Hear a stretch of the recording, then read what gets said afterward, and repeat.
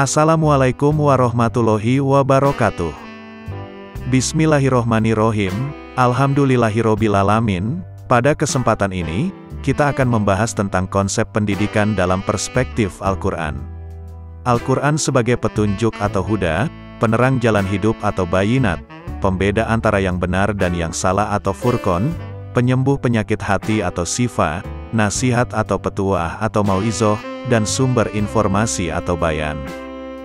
Sebagai sumber informasi, Al-Quran mengajarkan banyak hal kepada manusia, yakni dari persoalan keyakinan, moral, prinsip-prinsip ibadah dan muamalah sampai kepada asas-asas pengetahuan. Mengenai ilmu pengetahuan, Al-Quran memberikan motivasi dan wawasan kepada manusia untuk memperhatikan dan meneliti alam sebagai manifestasi kekuasaan Allah. Al-Quran tidak hanya sebagai petunjuk bagi suatu umat tertentu, dan untuk periode waktu tertentu, melainkan menjadi petunjuk yang universal dan sepanjang waktu. Al-Quran adalah eksis bagi setiap zaman dan tempat. Petunjuknya sangat luas seperti luasnya umat manusia dan meliputi segala aspek kehidupannya. Sesuai perkembangan masyarakat yang semakin dinamis karena kemajuan ilmu dan teknologi, terutama teknologi informasi, maka aktualisasi nilai-nilai Al-Quran menjadi sangat penting. Karena tanpa aktualisasi kitab suci ini, umat Islam akan menghadapi kendala dalam upaya-upaya menginternalisasi nilai-nilai Al-Quran sebagai upaya pembentukan pribadi yang beriman, bertakwa, berakhlak mulia, cerdas. Al-Quran tidak hanya sebagai kitab suci umat Islam dan pedoman hidup dalam menjalankan segala aktivitasnya, tetapi Al-Quran juga merupakan kitab pendidikan.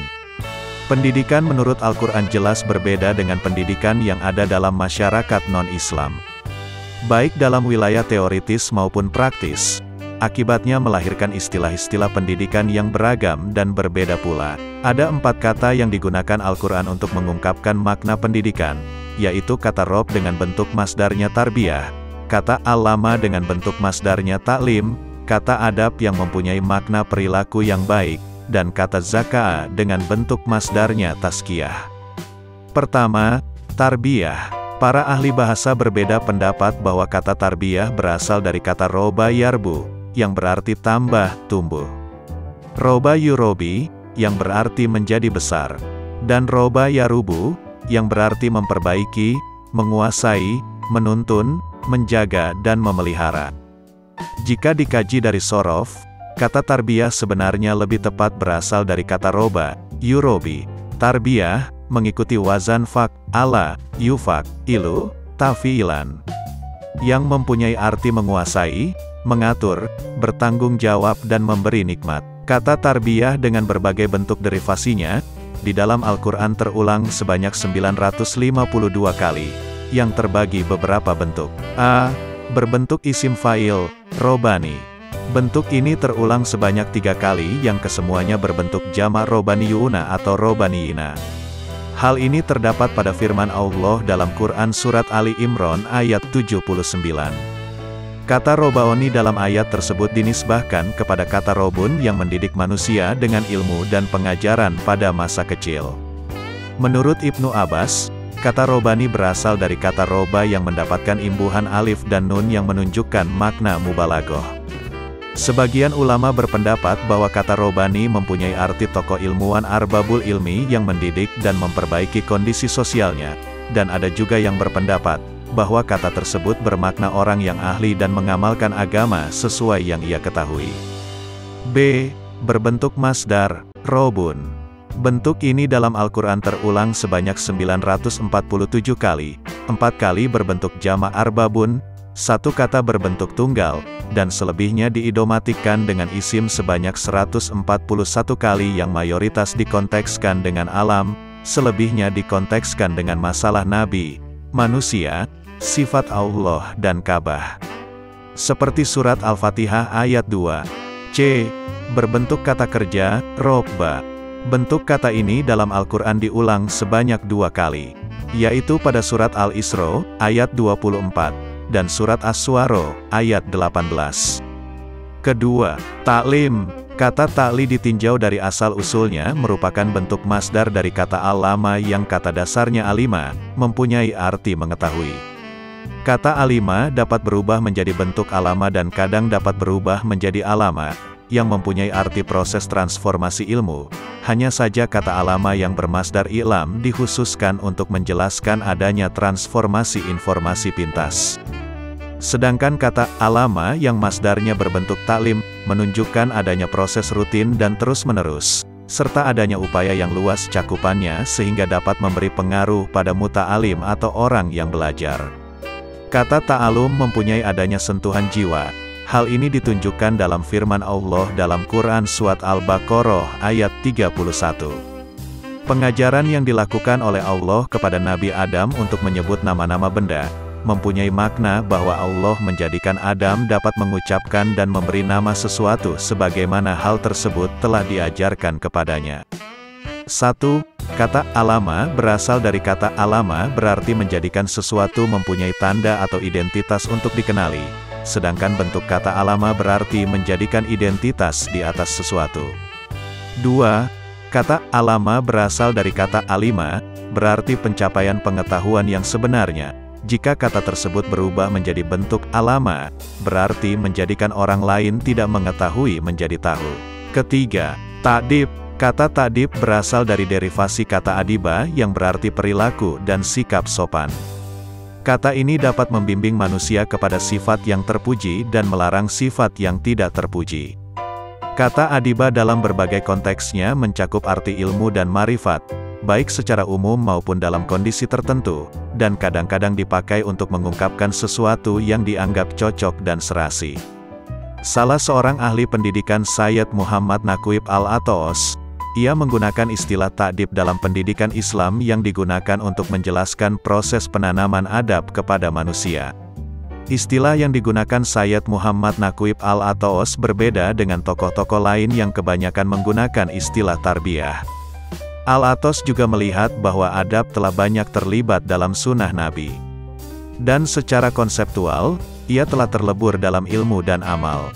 Dari sini, maka pendidikan Islam menurutnya lebih cenderung menggunakan istilah ta'dib sebagaimana yang disabdakan oleh Nabi, "Tuhanku telah mendidikku, dengan demikian pendidikanku yang paling baik." Hadis riwayat Ibnu Hibban. Adab dalam bahasa Indonesia diartikan sebagai kesopanan, kebaikan dan kehalusan budi. Meskipun kata adab tidak ditemukan di dalam Al-Quran, tetapi ditemukan pujian menyangkut akhlak Nabi Muhammad SAW. Wa innaka la'ala khuluqin adzim. Sesungguhnya engkau benar-benar berada di atas budi pekerti yang agung. Quran Surat Al-Qalam ayat 4. Al-Quran memberikan tuntunan, dan Rasulullah memberikan contoh bagaimana sebaik-baiknya adab menghiasi segala sesuatu. Karena kalau tidak, maka sesuatu itu tercela. Keempat, tazkiyah. Kata tazkiyah berasal dari kata derivasi kata zaka yang berarti tumbuh dan berkembang berdasarkan barokah dari Allah. Makna ini dapat digunakan dalam konteks duniawi maupun ukhrawi. Sehingga kata zakat dalam ajaran Islam berarti sesuatu yang dikeluarkan oleh manusia yang diambil dari hak Allah, diberikan kepada golongan fakir atau miskin. Baik diniati untuk mengharap barokah, untuk membersihkan jiwanya, untuk melapangkan dada maupun untuk mendapatkan keberkahan dalam melakukan kebajikan. Hal tersebut seperti dijelaskan dalam Quran Surat Al-Baqarah ayat 43. Artinya, dan laksanakanlah sholat, tunaikanlah zakat, dan rukuklah beserta orang yang rukuk. Dalam bentuk lain, kata tazkiyah berbentuk imbuhan yang berubah menjadi zaka yang dikontekskan dengan naf.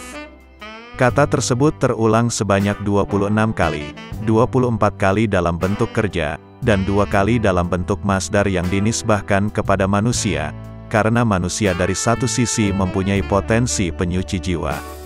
Seperti firman Allah dalam Quran Surat Al-A'la ayat 14, artinya, sungguh beruntung orang yang menyucikan diri dengan beriman. Dari beberapa istilah mengenai pendidikan dan pengajaran ada 4 diskursus, yaitu tarbiyah, taklim, ta'dib, dan tazkiyah. Tetapi pada dasarnya memiliki persamaan dan tujuan yang sama. Tarbiyah merupakan proses pengembangan, pemeliharaan, penjagaan, pengurusan, penyampaian ilmu, pemberi petunjuk, bimbingan dan penyempurnaan, perasaan memiliki bagi anak didik baik jasad, akal, jiwa, bakat, potensi. Penuh kasih sayang, penuh perhatian, kelembutan hati, menyenangkan, bijak, mudah diterima, sehingga membentuk kesempurnaan fitrah manusia, kesenangan, kemuliaan untuk mencapai ridho Allah Subhanahu wa Ta'ala.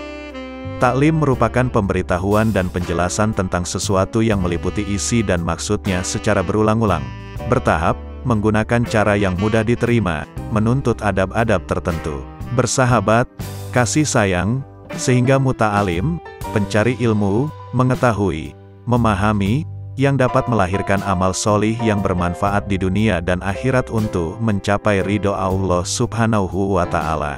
Ta'dib merupakan penanaman, pembinaan, pengokohan akhlak pada diri anak atau manusia itu sendiri sesuai dengan syariat Allah Subhanahu wa Ta'ala, dan cara yang baik agar muta'adib berhati bersih, berperilaku baik, beriman, beramal solih, dan bertakwa untuk mencapai ridha Allah Subhanahu wa Ta'ala. Tazkiyah menurut bahasa menyucikan, sedangkan kata tazkiyah berasal dari derivasi kata zaka'a yang berarti tumbuh dan berkembang. Tazkiyah merupakan proses penyucian jiwa seorang manusia dari segala hal-hal nafsu duniawi untuk mencapai keridhaan Allah. Proses penyucian jiwa manusia dapat ditempuh dengan dua proses, yakni melalui perbuatan dan ucapan. Adapun persamaan-persamaannya baik dari segi diskursus tarbiyah, taklim, ta'dib maupun tazkiyah menunjukkan satu konsep pendidikan dalam Islam, saling melengkapi dan tercangkup dalam tujuan pendidikan Islam yang tidak bisa dipisah-pisahkan.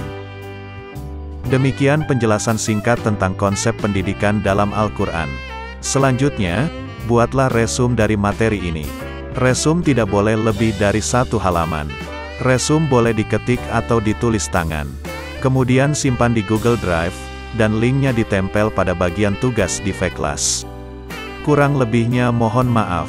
Wassalamualaikum warahmatullahi wabarakatuh.